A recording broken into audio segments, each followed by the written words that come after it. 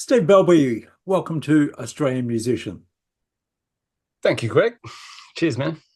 We're chatting today mainly about your new and fourth solo album, Breakdown, but also about your really interesting career. You seem to have so many projects on the go all the time. Noiseworks, your solo stuff, My Sex, Electric Hippies, and so many other things. How important is it to you creatively to mix it up musically? Yeah, I guess over the years I've just discovered that, to be authentic to myself, I just need to be doing things all the time. And I don't actually have any boundaries on what that looks like or sounds like. I guess that the reason I left Noiseworks, however many years ago it was that I could be free and do music for the sake of creating artifacts, to create things, make art, and not just be, have any expectations on me. Yeah. So Breakdown is your fourth solo album. Over what period of time were these songs written? Pretty much these days, I guess the previous record was written and recorded through COVID. And then, like, I'm writing all the time, so I got bits and pieces everywhere.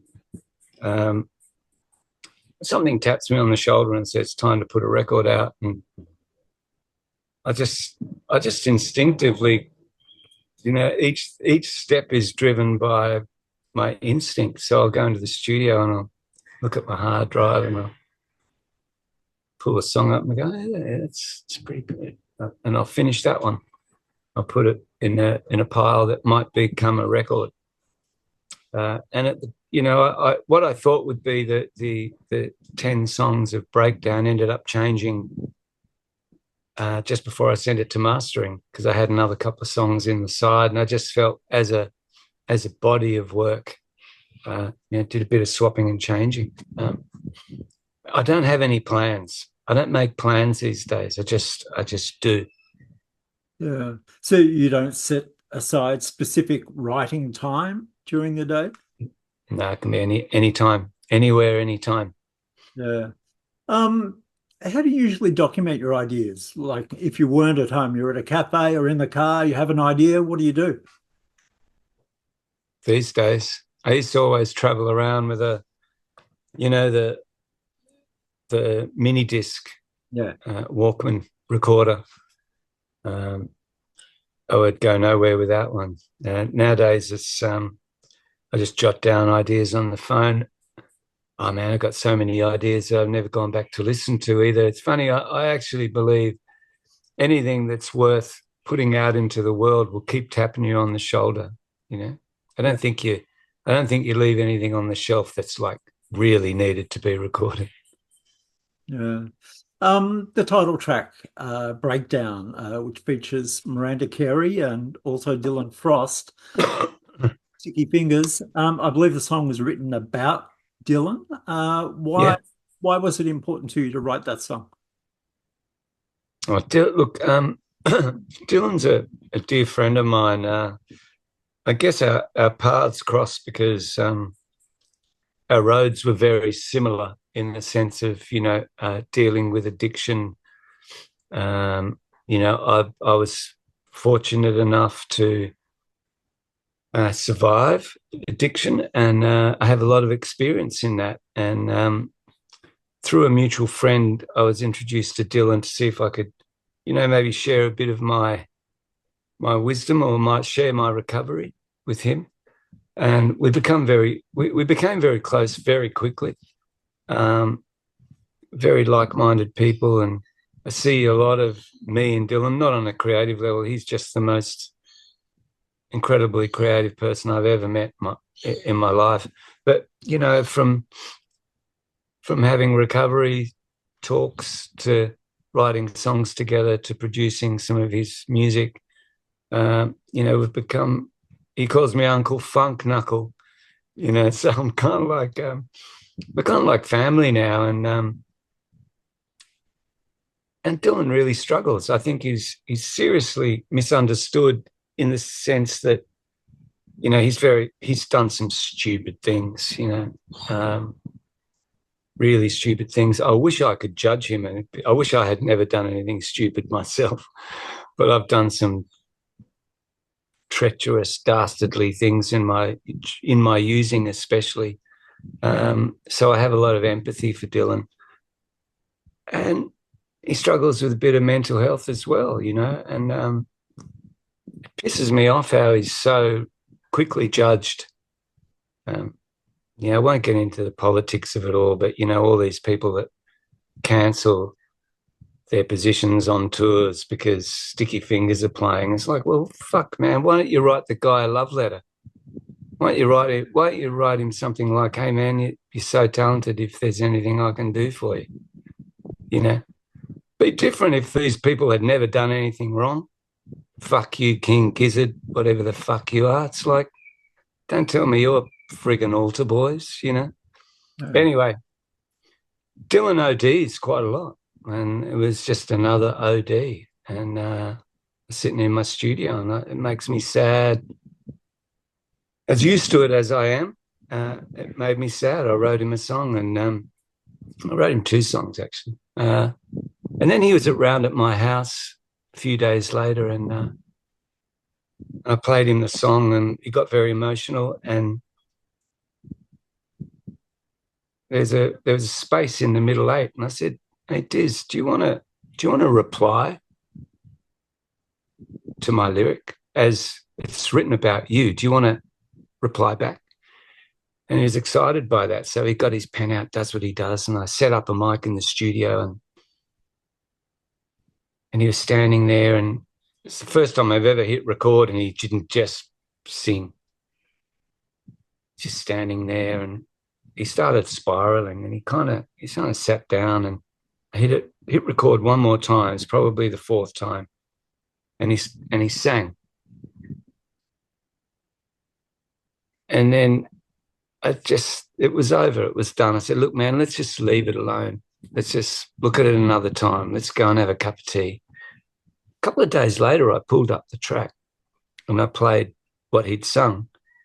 And what he'd sung once is what's on the record. It's only a moment, 20, 30 seconds of absolute, what I consider channeling his genius. It was just beautiful. Lyrically, everything about it. His pitch, his melody, outstanding. So that's the Dylan story, and the song and what it means to me. And I didn't call the record Breakdown for any other reason apart from I guess I needed to call the record title the record something, and I just feel like as humanity we're breaking down a little bit. We're losing touch with touch, and I just simply brushstroked the album and said Breakdown. So it's there's nothing really in depth about it, but it's just an overview of where I feel putting the record out into the world and what I'm feeling is happening at the time. Yeah. Because you personally were introduced to drugs at a very early age. Uh, Yeah. how easy is it for that to happen being in the music business? It happened in any business. It's not, I used to think for a short period of time, and a lot of people do think, oh, you're in the music business. I know doctors and lawyers and mechanics and all in recovery. That's the only decent thing, honorable thing about addiction. It doesn't discriminate. We gave ourselves a license, to be. There's not many jobs you can turn up sort of after having had a couple of drinks, and people pay good money to see you out of it, and then you turn up to work and they clap. It's a weird thing. I think I think a lot of people use because it's so yeah, artists are sensitive people. I think we use to because it's fucking scary sometimes getting on a stage. Might be 40,000 people. That's kind of easier. I think 120 people with an acoustic guitar looking right at them, singing to them is harder for me. Uh, let's get back to the music and the album. What were the main tools that you used to create this album? Was there a main guitar or a main pedal or a main plug-in that was constant throughout the album? That's a really good question because there often is. If I look at the previous record to explain what I'm saying, it was during COVID, and I have this GHS pedal. I call it the spit box, and because I couldn't really, I was trapped in my house. I didn't have a studio. I was in between studios, so I only had two mics and a couple of mic pre's, toy drum kit, and this little amp, and I had this pedal, and it became the signature sound of that record. It was sort of this spitty guitar thing, and this shitty drum kit, which also had a sound about it. So that was really cool, and I felt that I needed to work with that sonic palette, which was very small. Especially I had to play drums because I couldn't get a drummer in. So that was really great. I love doing that, but obviously I had my studio and I've got a lot of tools, and I didn't limit myself to anything on this record. It really does travel. Uh, I've got some really great, you know, modern production tools. The MK2 and Machina, which I love programming on. And then I got some really old, shitty basses. A song called Avalanche. This $300 piece of rubbish that I bought because I like the look of. Um, and then to beautiful instruments. So on this record, nothing specifically threaded through the record sonically. I just traveled around. Yeah. We originally got to know you as the bass player in Noiseworks. How much of your music starts with the bass riff? And Oh, very. I'm thinking about Avalanche. Did that come from a bass riff?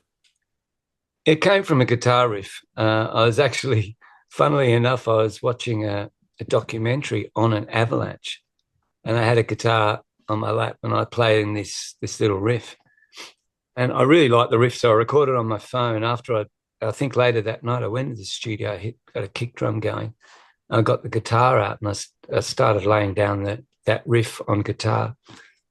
I thought, well, it's like on bass. So I tried it on bass. Bass is normally the last thing I put on a track these days. Uh, another track that I really enjoyed is Marrow. Has great Yeah. string arrangement. Was that just you with a MIDI keyboard and a string plug-in, or how did that? It was me and the Abbey Road quartet strings, but then I had some overdubs done as well. But Yeah, they're very beautiful sounds. To be honest, if I had a fuck off budget, I'd probably, I'd just get a quartet in. But yeah. at 0.003 cents a stream, budgets are fairly thin these days, unless you're Oasis. You play so many instruments on the album. Well, just in general. If you had an unlimited budget, what kind of session guys would you get in? Who would be your dream session guys? Well, the guys I use in my band are probably as good as you can get. I think they're as good as anybody. There's something about I love playing all the things on my record. I just enjoy it too much. I know guys play it better. I don't know if it's better or not. To me, see, let's get this straight. I'm not a musician. I never wanted to be a musician. The idea of me being a musician makes me sick. I love making music, and I love my limitations. Um, you know, and having said that, I'm doing a new record at the moment. It's sort of a indie messed up rock. Rock's the wrong word, but an alternative guitar based record.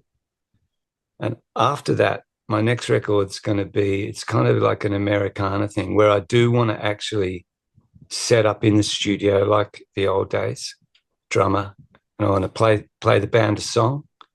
I'm going to work the song and record it like we used to. That's going to be not this next record, but the one after. Okay. So the musicians I'll get on that record will be a guy called Tully Ryan on drums. Incredible. He's sort of a jazz player, but he's got a great beard. And he'll play a floor tom only if that's what's necessary. He really gets it. He's a real artist. Guitar player that I love, my favorite player, as far as being organic goes, and a rootsy sort of player, and someone like-minded, the love for the Beatles and raw sort of guitar, Jack Houston. I'll be asking Jack to play. I'm curious with bass. I may do bass myself, but I'll probably get a guy called Robbie Wolf on organic keys, and a guy called Colin Curry on sonic keys. So I have this ensemble. I may live without bass while we're tracking and do bass myself because I'm really particular, not because I'm called a bass player, but I just know that even the best players around me and quite play it like I want to hear it. Yeah. Is it hard for you to let an album go and say it's done? No. I love when it's done. Yeah. It's great. I haven't listened to it since. I put them out as soon as they're packaged, and I've sold the first one. I don't listen to it. Right. Not because I don't want to. I've just listened to it so much, I need a break. And then eventually I'll go back. I'll be on a long drive, and I might see what I was up to. More to be critical than to listen to my record, more than just to listen to it and go, oh, okay. Good idea, bad idea. Vocals still sound shit. Yeah. You have played this music live. I think you had a gig at the Opera House, didn't you? Yeah. Sold out show at the Opera House to launch it, which was unreal. How I'm not selling. Yeah, how did the album transfer live? Was that a difficult thing to do? beautifully. No, it's beautiful. It's funny. I think your work, not all songs translate naturally from recordings to live. But I think I've bridged the gap, and I don't think that matters. I think when you're making a record, you make a record. When you're playing live, you play live. So if the songs change a little bit live, I don't have a problem with that.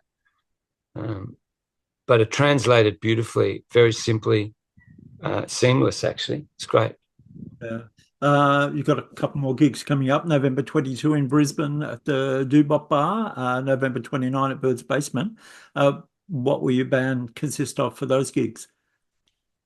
I'm really not sure at this point. My own worst enemy. I've kind of done a bunch of shows in a 3-piece format and with the band format, and I think I'm just going to go out with a guitar. Okay. Tell stories and I haven't decided yet. Yeah. So apart from the album, what else have you got happening for the rest of the year? Yeah, well, I've got I'm building a new studio, so I've just moved house. So I've got my studio set up in the lounge room, which is a mini studio in the lounge room. So I'm producing a band called Camino Gold, starting to do really well. So I'll be continuing that. I've got this alt plasma sort of rock record that I'm that I'm sort of halfway through. I'll continue doing that. I just keep writing.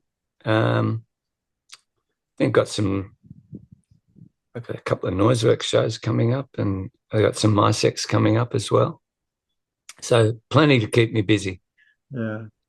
All right, Steve. Well, it's been great chatting, and hopefully we'll catch up again soon. Hey, thanks for having me, mate. Take care.